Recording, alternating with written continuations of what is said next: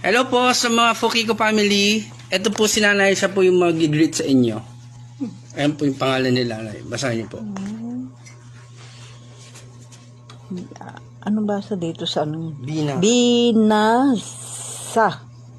Pukiko. Ano ba yan? Ayan po. Maria Ann Tot Pukiko. Ano ba yan? Ba't mga Pukiko? Yan po yung apelido nila eh. Mekuto Pukiko. Wala ko dito. Kinamot. Lintek na yan. Mas mesugot Pukiko na magap.